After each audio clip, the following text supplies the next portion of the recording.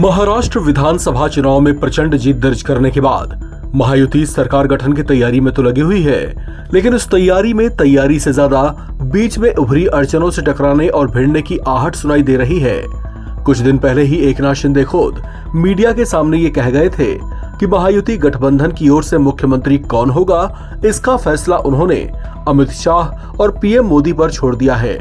संकेत साफ था कि उन्होंने खुद को सीएम पद की रेस से अलग कर लिया था और जता दिया था कि नया मुख्यमंत्री भारतीय जनता पार्टी से होगा। लेकिन अब ताज्जुब ये है कि जब सब कुछ इतना सुलझा हुआ दिखाई दे ही रहा था, तो आखिर महायुति के भीतर खाने ये कथित संग्राम क्यों छिड़ा हुआ है।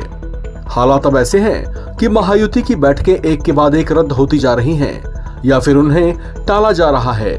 सोमवार को भी महायुति के विधायकों की एक महत्वपूर्ण बैठक बुलाई गई थी, लेकिन इस मौके पर उसे भी टालना पड़ा। इसकी क्या वजह रही, इस बारे में तो कोई पुख्ता जानकारी नहीं मिल सकी। एकनाथ शिंदे खुद भी अपने पैतृक आवास चले गए हैं, जहां वे अपनी तबीयत खराब बता रहे हैं और आराम कर रहे हैं। अब सूत्रों के हवाले से जो बातें निकलकर सामने आ रही हैं, उसके मुताबिक एकनाथ शिंदे जो खुले तौर पर सब कुछ सही और आपसी तालमेल बने रहने की बातें कहते सुने जा रहे हैं। कहा जा रहा है कि सीएम पद की चाहत छोड़ने के बाद उनकी कुछ ऐसी ख्वाहिशें हैं जो पूरी नहीं हो पा रही।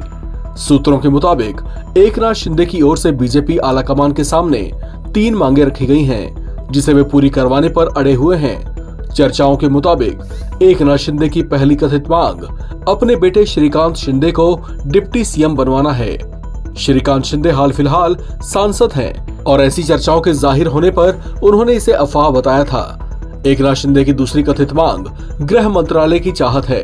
कहा जा रहा है कि एकनाथ शिंदे गृह मंत्रालय शिवसेना के हिस्से में चाहते हैं। उनकी कथित तौर से ऐसी मांग है कि महाराष्ट्र में नया गृह मंत्री उनकी अपनी पार्टी से ही हो। वहीं उनकी तीसरी कथित मांग वित्त मंत्रालय से जुड़ी हुई बताई जा रही है। चर्चा है कि पिछले शासनकाल में जब एकनाथ शिंदे मुख्यमंत्री थे, तब वित्त मंत्रालय अजीत पवार के एनसीपी के कोटे में चली गई थी, जिसे लेकर शिंदे खेमे के शिवसेना नेताओं को कई तरह की शिकायतें रही थी। ये वो 3 कथित मांगे हैं जिसे लेकर कहा जा रहा है कि बीजेपी इस पर मानने को तैयार नहीं। इसी वजह से एकनाथ शिंदे की बीजेपी के साथ कुछ मुद्दों पर आम सहमति नहीं बन पा रही है, जिस कारण एकनाथ शिंदे कथित तौर से नाराज बताए जा रहे हैं। हालांकि तमाम बातें चर्चाओं पर ही आधारित हैं। इस पर महायुति के कोई भी नेता फिलहाल खुलकर कुछ भी कहने से बच रहे हैं। हालांकि अगर इन बातों में वाकई दम है, तो इसका परिणाम क्या रहेगा वो भी देखना दिलचस्प रहेगा। इस खबर में फिलहाल इतना ही।